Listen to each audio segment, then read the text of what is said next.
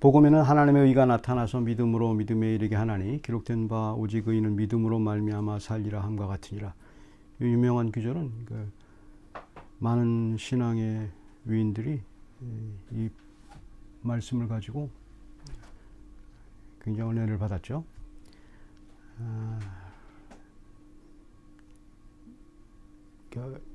교회 다니는 사람이라 할지라도 거듭나지 않은 크리스찬에게 이 믿음을 설명하기는 굉장히 어렵습니다. 그게 왜 그러냐 하면 그게 우리가 생각하는, 믿는 사람들이 생각하는 믿음과 세상 사람들이 생각하는 믿음의 개념이 달라요. 그래서 그 사람들은 그 믿음을 그 신념으로 생각을 하고 하나님으로부터 오는 거를 잘 이해를 못하죠. 그래서 이제 이 복음, 이 본문은 굉장히 중요한 그 믿음에 대해서 잘 설명한 그런 구절입니다. 그래서 그 사람들이 생각하는 믿음, 믿지 않는 사람들이 생각하는 믿음의 개념은 뭐 열심을 품는 거, 그 다음에 여러 가지 그 감상적인 어떤 자기의 신념 이런 걸 얘기하게 되죠. It is very difficult for a born-again Christian to get an answer on what is faith from unbelievers or not born-again Christians because they do not have any familiarity with God. They misunderstand where the familiarity comes from. Just think of sentimental fever in and of itself and not from the knowledge of God. 그래서 본문 처음에 있는 복음에는 하나님의 의가 나타나서 이제 그 구절을 이제 먼저 설명을 할 수 있는데, 복음이라는 말은 이제 잘 아시다시피 기쁜 소식입니다. 기쁜 소식인데, 이제 기쁜 소식이 이제 돼야 돼요. 그 사람에게 기쁜 소식이 돼야 되는데, 이거는 기쁜 소식이라는 것은 우린 감정에 솟구치는 감정으로 들어오는 것보다는 지식으로 들어오는 겁니다. 지식으로 그 하나님이 우리에게 주신 지식으로 그것을 받아들이는 것이 이제 그 복음이죠. 그 복음에서 이제 잘 아시다시피 그리스도의 의가, 우리는 의가 없어요. 우리의 의라는 것은 하나님께 마땅히 해야 할 일을 못하는 것. 그래서 의가 없는 거죠. 의라는 것은, 하나님의 의라는 것은 우리가 그 하나님의 의를 우리가 획득하려면 하나님이 우리에게 요구하는 것을 다 지켜야 돼요. 근데 지키지 못하죠. 또 하나님 개념이 없는 사람들은 그게 뭔지 잘 모르죠. 그러니까 이제 막연하게 그냥 가끔 생각나면 하나님께 뭐 원시 시대부터 하나님이 좀 생각이 나면 제사 드리고 뭐 가서 빌고 그러면 좀 괜찮아질 것 같고, 그런 이제 감정적인 것으로 이제 해결을 했죠. 그러나 이제 예수 그리스도가 오고 나서 이게 분명해졌죠. 그래서 하나님이 우리를 향한 뜻이 분명해져서 믿는 사람들의 의, 그러니까 하나님이 요구하는 어떤 선한 행위, 그걸 행할 수가 없으니까 예수님이 대신 행한 거죠. 그걸 어떻게 하느냐? 하나님이 그렇게 말씀했기 때문에, 그 하나님이 말씀한 것을 믿으면 그게 바로 우리에게 의가 된다는 말이죠. 그러니까 우리가 의가 있어서가 아니고 예수 그리스도가 대신 모든 우리가 행해야 할, 하나님이 마땅히 행할 그 의를 이루었기 때문에 우리의 의가 아니고 예수 그리스도의 의가 믿을 때, 우리가 그리스도를 믿을 때 그 예수 그리스도의 의가 우리에게 impute, 주입되는 겁니다.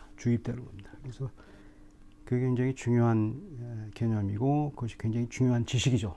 그래서 감정도 아니고 아무것도 아닙니다. 그냥 받아들이면 되는데, 이제 그게 하나님을 하나님으로 여기고 하나님의 말씀을 하나님의 말씀으로 믿으면 그렇게 가능한 거죠.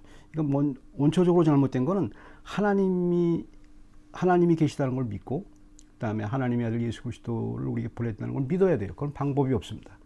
믿어야 이 말씀이 우리에게 들어오는 거죠.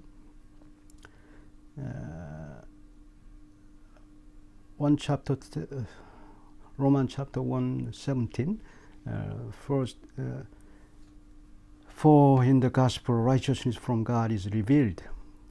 The gospel is good news for us that has been approved by God, who imputed Jesus' righteousness to believers. We must do right things to God, but we always fail. That is a sin. That's why we often lose the familiar feeling of God. The gospel is nothing but Jesus who has already done right things for the believer and God has approved it. 죄의 감각이라는 것은 뭐냐면 이제 하나님에게 마땅히 해야 할 일을 못한 것, 거기에 대한 감각이에요. 근데 이제 믿지 않는 사람도 그게 좀 있죠. 그래서 이제 뭔가 막연한 하나님 의식이 있기 때문에 그래서 하나님한테 뭘 해야 될 것 같은데 그래서 이제 뭘 잘못하면 하나님께 죄진 것 같고 이제 이런 생각을 하게 되죠. 믿는 사람에게는 이렇게 분명해지는 거죠. 죄가 분명해지고 더 크게 와 닿는 거죠. 다음에 이제 그 본문에서 믿음으로 믿음에 이르게 하나니 이건 이제 많은 사람들이 이제 해석하기가 굉장히 어렵죠. 처음 믿음은 뭐고 나중 믿음은 뭔가 이렇게 많이 생각을 하게 되죠. 그러나 처음 믿음과 나중 믿음에 대해서 정확하게 얘기한 사람은 이제 하나님의 지식의 성장을 얘기하죠. 하나님 지식의 성장을 얘기하죠. 근데 성장 중에서 그 지식 가운데서 뭐가 중요한 거냐면 하나님과의 친밀함입니다. 하나님과의 친밀함이 더 커지는 거죠. 그러니까 우리가 믿음이 성장하면 할수록 하나님과의 친밀함이 더 커지는 거죠. 확대되는 거죠.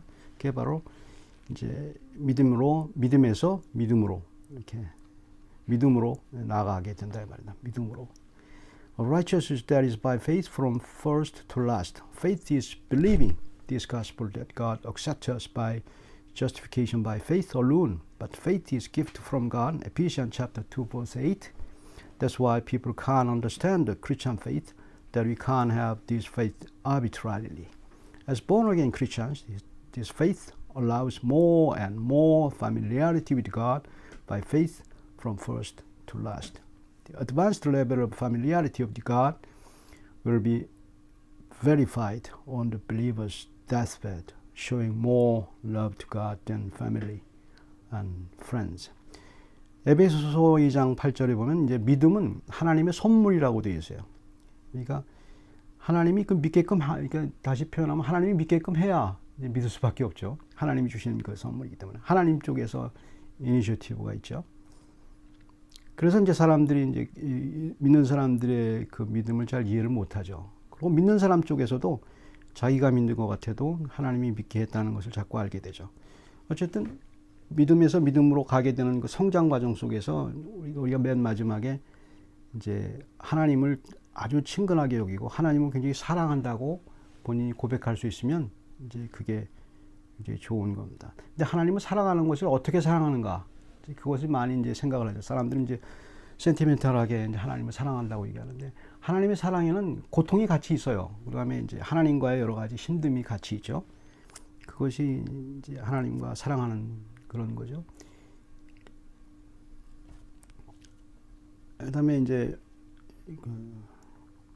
오직 의인은 믿음으로 말미암아 살리라 한 것 같아요. 유명한 구절이죠. 이 구절에서 이제 볼 수 있는 게 이제 이게 이제 하박국에 있는 구약의 하박국에 있는 2장 4절에서 이제 바울이 인용한 그 구절이죠.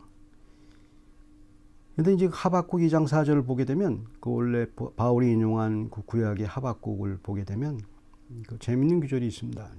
재밌는 생각이 있습니다. 이 하박국이 이제 그 자기 백성과 함께 믿지 않는 사람들에게 공격을 당하죠. 바벨론으로부터. 그러니까 망루에 서서 하나님의 응답을 기다립니다. 하나님께 이제 외치는 겁니다. 왜 믿는 사람들이 고난을 당해야 되고 박해를 받아야 됩니까? 믿지 않는 사람들한테. 그리고 왜 환란이 있느냐 이제 그런 얘기를 하죠. 그러니까 이제 그러고 나서 이제 하박국의 마지막 그 절을 보게 되면 이제 뭐 무화과 나무가 없어도 뭐 포도나무가 없어도 나는 뭐 올리브나무가 없어도 나는 굉장히 하나님을 즐거워한다 이제 그런 표현을 해요. 근데 왜 즐거워하는지를 잘 모르죠. 왜 즐거워하는지.